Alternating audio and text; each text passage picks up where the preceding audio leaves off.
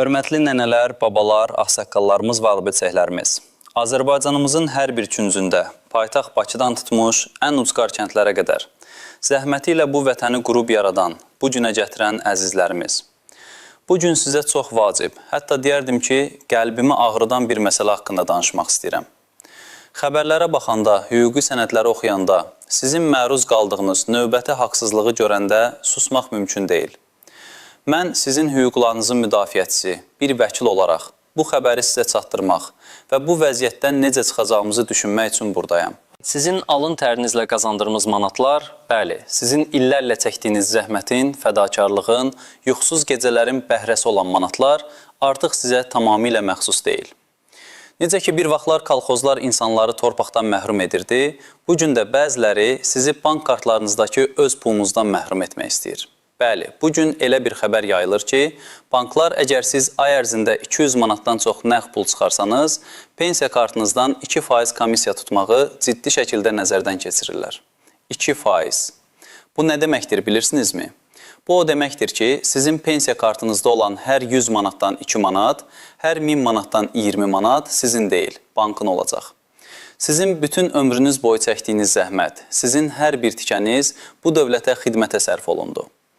Bəziləriniz fabrikdə ağır işlərdə çalışdı. Bəziləriniz tarlalarda günəşin altında əkinçilik etdiniz. Bəziləriniz məktəblərdə uşaqlarımıza elm verdiniz. Bəziləriniz həkim olaraq xəstələrə şəfa verdiniz. Neçə-neçə soyuq qış gecəsini, neçə-neçə isti yay gününü işdə keçirdiniz. Bütün bunlar niyə? Sabahınız təmin olunsun deyə. İndi isə o sabahın təminatı olan pensiyanızı almaq üçün də pul ödəməlisiniz. Bu necə adekvat bir yanaşmadır? Bu, təkcə bir maliyyə məsələsi deyil. Bu, sizin ləyaqətinizə, sizin illərlə çəkdiyiniz zəhmətə vurulan bir zərbədir. Siz necə yaşınızda, hansı sahədə çalışmısınız və indi bu qərar sizin həyatınıza necə təsir edəcək? Zərnət olmasa öz təcrübənizi, yaşınızı, neçə il işlədiyinizi şərhlərdə bizimlə bölüşün. Qoy bu haqsızlığı bütün Azərbaycan, bəlkə də bütün dünya görsün. Əzizlərim, bu cür xəbərlər gələndə bəzən insan qəzəblənir, bəzən ümidsizliyə qapılır. Amma yadda saxlayın, təklikdə qərar vermək çətindir, lakin birlikdə biz güclüyük. Bugün mənim sizə çatdırmaq istədiyim hər bir xəbər, hər bir hüquqi məsləhət sizin rahatlığınız üçündür. Ona görə də bu cür vacib məlumatlardan xəbərsiz qalmamaq üçün kanalımıza abunə olmağı və videolarımızı bəyənməyi unutmayın. Çünki mən pensiyaçılarımızın haqqını qorumaq üçün hər zaman burada olacağam. Gəlin xatırlayaq, əvvəllər pensiya almaq necə idi? Nənələr, babalar poçt şöbəsinə gedib pensiyalarını alardılar. Bəzən növbələr olurdu, bəzən biraz gecikmələr yaşanırdı, amma ən azından bilirdilər ki, əllərinə keçən hər qəpik onların halaldır. Heç bir kəsinti olmayacaq. O növbələrdə oturub bir-birlərlə dərləşirdilər, dünya söhbət edirdilər. Bəlkə də qohun-əqrəba xəbərlərini bölüşürdülər. Pensiya almaq həm də bir sosial ünsiyyət vasitəsi idi. Sonra kart sisteminə keçildi. Bəziləriniz sevindi ki, daha növbədə durmaq lazım deyil. Bəziləriniz çətinlik çəkdiniz. Kartdan pul çıxarmağı öyrənmək, şifrəni yadda saxlamaq ağır gəlirdi. Amma dedilər ki, bu müasirlikdir, bu rahatlıqdır. Bəs indi necə oldu? İndi deyirlər ki, kartda saxlamayın. Çünki telefon fırıldaqçıları hər tərəfdədir. Sizin bütün qazanclarınızı bir zənglə əlinizdən ala bilərlər. Yaxşı, deyək ki, qorxuruq, inanmırıq. Gedib bankomatdan nağd pul çıxarmaq istəyirik. İndi isə buna görə də cəza ödəməliyik. Sizin öz halal pulunuzu əlinizə almaq üçün dövlətə ya da banklara 2% verməlisiniz. Bu axı hansı məntiqə sığır? Bu, yaşlı insanlara qarşı edilən ən böyük haqsızlıqlardan biridir. Bu, sadəcə 2% deyil. Bu, sizin ləyaqətinizdən, sizin zəhmətinizdən qoparılmış bir parçadır. Gəlin bu vəziyyətdə risk altında olan pensiyaçı kateqoriyalarını bir-bir nəzərdən keçirək. İlk növbədə rayonlarda, ucqar kəndlərdə yaşayan nənə və babalarımız. Onların bəlkə də ən yaxın bankomata getmələri belə çətinlik yaradır. Bir neçə kənddən birində bir dənə bankomat olur. Onlar pensiyalarını ayın əvvəlində bir dəfəlik çıxarırlar ki, evdə ərzaq alsınlar, dərman alsınlar, kənddəki xırda ehtiyaclarını ödəsinlər. Kənd mağazalarında, bazarlarda əsasən nağd ödənişlər qəbul edilir. Onlar kartla ödəniş etməyə öyrəşməyiblər, bəlkə də imkanları yoxdur. Telefonları köhnədir, internet bankçılıqdan xəbərsizdirlər. Onların Rusiyada, Türkiyədə işləyən övladları, Bakıda çalışan nəvələri bəlkə də hər ay onlara kömək edirlər. Amma bu onların pensiyasının nağd şəkildə çıxarılması zərurətini aradan qaldırmır. Məsələn, Ağsaqqal Məmməd dayı, 75 yaşı var, ömrünün 50 ilini kolxozda əkinçiliklə keçirib. Kənddə yaşayır, 4 uşağını o kolxoz pensiyası ilə böyüdüb. İndi 2 oğlu Rusiyada işləyir, amma o öz pensiyasına güvənir. Məmməd dayının pensiyası 400 manatdır. Hər ay bankomata gedir, 400 manatı bir dəfəyə çıxarır ki, bir ay ailəsinin, özünün ehtiyaclarını ödəsin, nəvələrinə çayma pul versin. İndi bu 400 manatdan 2%, yəni 8 manat kəsiləcək. 8 manat bəlkə də kiməsə az görünə bilər, amma Məmməd dayı üçün bu bir həftəlik çörək puludur. Bəlkə də bir aylıq dərman puludur. O bu 8 manatı qazanmaq üçün neçə saat günəşin altında əkinçilik edib. Albilsə Zeynəb nənə, 80 yaşında dul qadın. Pensiyası 320 manatdır. Bütün ömrünü evdar qadın kimi keçirib, 2 oğul, 3 qız böyüdüb. Oğulları Bakıda, qızları ailəlidir. O özü tək yaşayır, amma qürurludur. Heç kimdən pul istəməz. Pensiyasını bankomatdan çıxarır, bazardan tərəvəz alır, qonşulara pay verir. Nəvələri gələndə xərclik verir.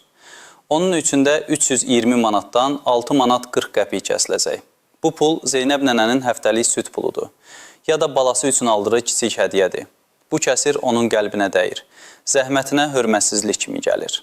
Təqaüdçü müəllimə Ayşə xanım, 68 yaşındadır. 40 il şagirdlərə Azərbaycan dili və ədəbiyyatı dərsi keçib. Onun pensiyası 500 manat civarındadır. O hər ay pensiyasını çıxarır, kitablar alır, teatra gedir, xırda tələbatlarını ödəyir. Telefon fırıldaqçılarından çox qorxur. Hər gün xəbərlərdə eşidir ki, kiminsə kartından pulu çıxarıblar. Buna görə də özünə arxayın olmaq üçün nağd pulu əlində saxlamağa üstünlük verir. İndi isə onun 500 manatından 10 manat kəsiləcək.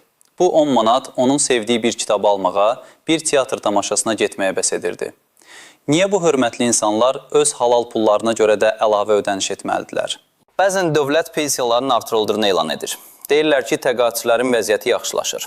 Bəli, bu artımlar təqdirə layiqdir. Amma eyni zamanda qiymətlərin bahalaşması, kommunal xərclərin artması, indi də bu bank komissiyaları bütün bu artımları sıfırlayır. Üstəlik, pensiyanın üzərinə gələn bu yük DSMF-nin hesablama qaydaları ilə uyğun gəlmir. Onların işlədiyi mexanizmlərin əleyhinədir. Pensiya fondu insanların sosial müdafiəsini təmin etməlidir. Onları əlavə xərclərlə yükləməməlidir.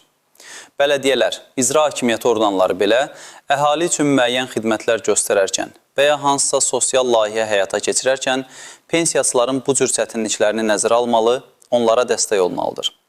Lakin bu yeni qərar təqaüdçülərimizi daha da çətin vəziyyətə salacaq. Bizim qohum-əqrəba arasında həmişə yaşlılara hörmət, onlara dəstək ön planda olub. Bəs dövlət səviyyəsində niyə bu hörmət, bu dəstək azalır? Mənim əzizlərim, siz necə baş çıxırsınız bu vəziyyətdən? Hansı çətinliklərlə özləşirsiniz? Bank komissiyası qüvvəyə minərsə, sizin üçün hansı çətinliklər yaranacaq? Bəlkə siz artıq hansısa fırıldaqçılığın qurbanı olmusunuz. Öz dərdlərinizi, öz ağrılarınızı, öz təkliflərinizi şərhlərdə yazın. Qoy hər kəs görsün ki, tək deyilsiniz. Bu problem minlərlə, on minlərlə insanı narahat edir. Bəs bu vəziyyətdən necə çıxmaq olar? Nə etmək lazımdır? İlk növbədə panikaya düşməyin. Hələ ki, bu qərar banklar tərəfindən ciddi şəkildə nəzərdən keçirilir. Amma hələ qüvvəyə minməyib. Buna görə də bizim hərəkətə keçmək üçün vaxtımız var. Birinci məsləhətim, hüquqi yollarla mübarizə aparmalıyıq. Birlikdə güclüyü. Bütün pensiyaçı təşkilatları, hüquqşünaslar, ictimai fəallar bir araya gəlib bu qərarın qəbul edilməməsi üçün təzyiq göstərməliyik. Müraciətlər yazılmalı, imza kampaniyaları keçirilməlidir. Bu müraciətlər Milli Məclisə, Prezident Administrasiyasına, DSMF-yə, Mərkəzi Banka ünvanlanmalıdır. Hər bir ağsaqqalın, hər bir ağ bilçəyin imzası bu məsələdə böyük əhəmiyyət kəsb edir. Unutmayın ki, sizin səsiniz eşidilməlidir. Bu sizin halal haqqınızdır. İkinci məsləhətim, fərdi qaydada hərəkət etmək. Əgər bu komissiya qüvvəyə minərsə, əvvəlcə bankınızın şərtlərini dəqiqləşdirin. Bəzi banklar müəyyən istisnalar tətbiq edə bilər. Əgər bankınız da bu komissiyanı tətbiq edirsə, aşağıdakıları nəzərə alın.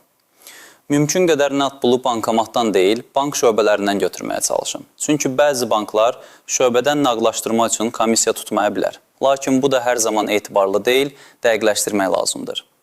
Lakin yaşlı insanlar üçün bank şöbəsinə getmək, növbədə durmaq əlavə çətinlik yarada bilər. Əgər imkanınız varsa, ay ərzində 200 manatdan az məbləğləri hissə-hissə çıxarmağa çalışın. Məsələn, pensiyanız 400 manatdırsa, ayın əvvəli 200 manat, ayın ortası 200 manat çıxarın. Bu, hər dəfə bankomata getmək, şifrə yığmaq kimi əlavə əziyyət olsa da, ən azından pulunuza toxunulmasının qarşısını ala bilər. Lakin bu da praktik deyil, çünki bir ay ərzində neçə dəfə bankomat axtarmalısınız. Əgər övladlarınız, nəvələriniz sizinlə eyni şəhərdə yaşayırsa və ya sizə yaxınlardadırsa, onlardan kömək istəyin. Onlar internet bankçılıq vasitəsilə sizin adınıza kommunal xərcləri ödəyə bilərlər ya da sizə lazım olan ərzağı kartdan ödənişlə ala bilərlər. Bu nağd pula olan ehtiyacınızı azalda bilər. Lakin bu da hər kəs üçün mümkün deyil. Çünki çoxsaylı yaşlı insanlarımız tək yaşayır və ya övladları uzaqlardadır. Telefon fırıldaqçılarından özünüzü qorumaq üçün heç vaxt telefonla kiməsə kart məlumatlarınızı, şifrələrinizi, PIN kodlarınızı verməyin. Heç bir bank, heç bir DSMF işçisi sizdən telefonla bu cür məlumatları istəməz. Şübhəli zənglərə cavab verməyin. Tanımadığınız nömrələrdən gələn mesajlardakı linklərə daxil olmayın. Unutmayın, sizin pulunuzu, sizin icazəniz olmadan heç kim ala bilməz. Amma siz məlumat versəniz, artıq özünüz fırıldaqçıya kömək etmiş olursunuz. Ən əsası, səsinizin eşidilməsi üçün susmayın, öz hüquqlarınızı tələb edin. DSMF-yə, bələdiyyəyə, icra hakimiyyətinə müraciətlər edin. Hər yerdə deyin ki, bu qərar sizin həyatınızı çətinləşdirir. Nəticə olaraq, əziz nənələr və babalar, siz bu ölkənin keçmişisiniz, bugünüsünüz və gələcəyə körpüsünüz. Sizin zəhmətiniz bu vətənin təməlidir, sizin pensiyanız, sizin illərlə çəkdiyiniz zəhmətin halal bəhrəsidir. Bu pulu əlinizə almaq üçün sizdən əlavə ödəniş tələb etmək haqsızlıqdır, hörmətsizlikdir. Bu məsələdə biz susmamalıyıq, bircə mübarizə aparmalıyıq. Bəs siz əzizlərim, sizin alın tərinizlə qazandığınız manatlar bu gün kəsintiyə məruz qaldıqdan sonra hələ də tamamilə sizə məxsusdurmu? Yoxsa dövlət artıq sizin cüzdanınıza da əl uzadır? Şərhlərdə öz cavabınızı yazın. Sizin fikriniz bizim üçün çox dəyərlidir. Biz birlikdə bu haqsızlığa qarşı duracağıq. Sağ olun.